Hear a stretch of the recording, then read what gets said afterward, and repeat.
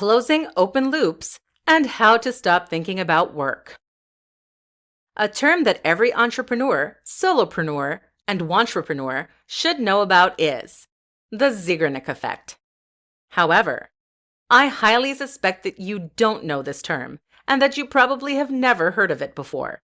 That's a shame, seeing as understanding this concept is what can help you to gain a better separation between work and relaxation, while also being more focused and more productive.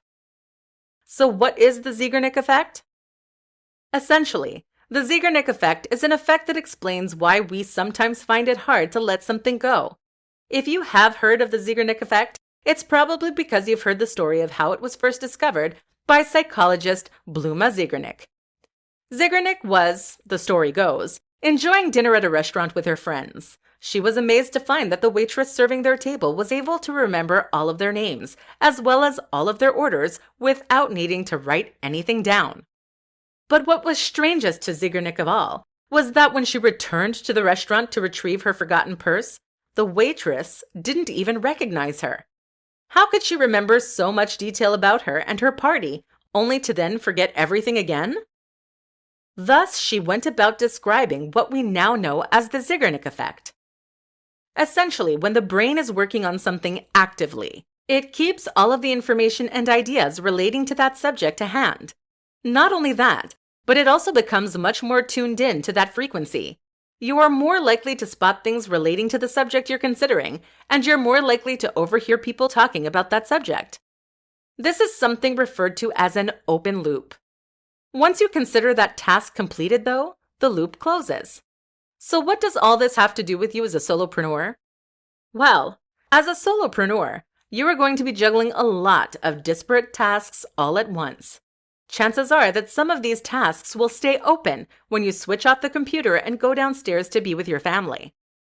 But have you switched off in your mind? If there are ideas and thoughts relating to work still lingering in your mind, then you may find that the answer is no. You may find it is very difficult to focus on downtime with family or whatever else it is you choose to do because your brain is still churning over and working out the problems you were struggling with during the day. This is why many of us find it so hard to switch off from work when our day is over, and it's the reason that many of us end up stressed and burned out as a result. The simple solution? Find a way to symbolically put a pin in whatever it is that you're doing. That could mean writing things down so that they're off your mind, or it could mean finding a way to complete the project. You'll find that there are actually a whole lot of smaller projects that will vie for your attention at any given time. Perhaps you have emails you need to answer or phone calls you need to make. These small tasks can end up stealing your mental bandwidth simply by remaining in an open state. So if anything is very quick to finish, you should aim to finish it right away. Consider subscribing to the 1-minute rule. That is to say that any job that takes less than 1 minute to complete should be completed immediately upon receiving it.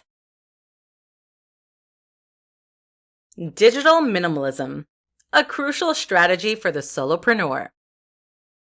Working as a solopreneur, it becomes extremely important to consider factors that can impact your productivity. That means things like your immediate environment and how you are optimizing your health and focus.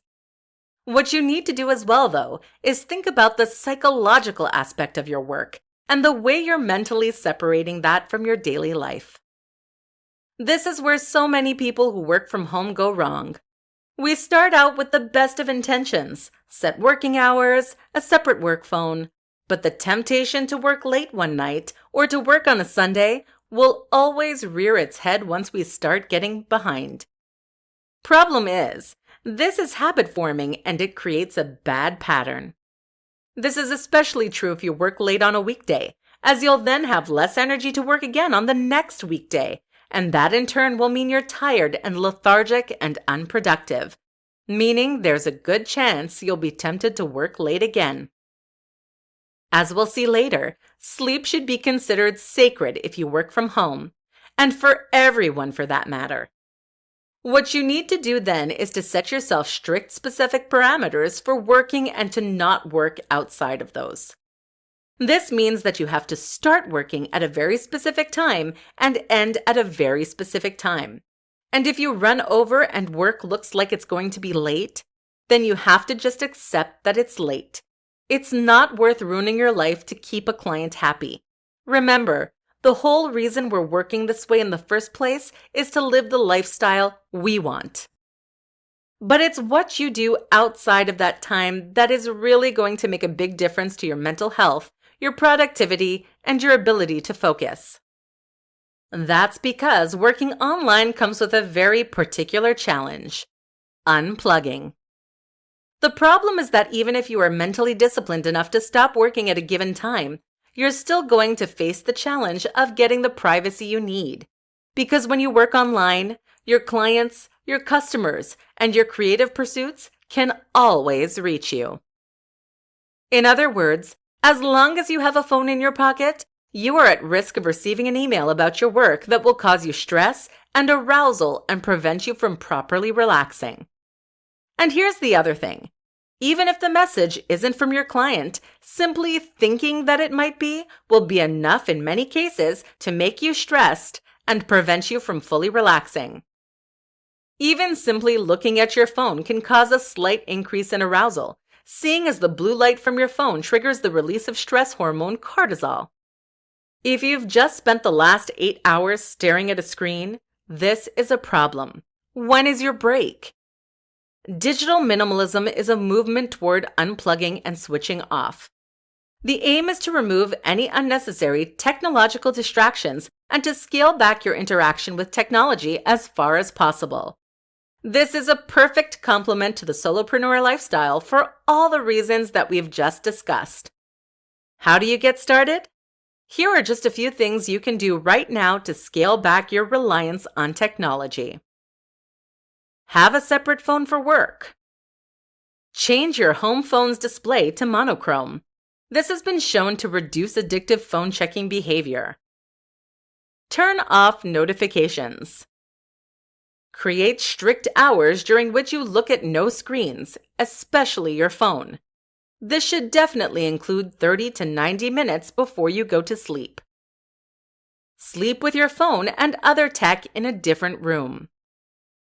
Take up non-tech hobbies.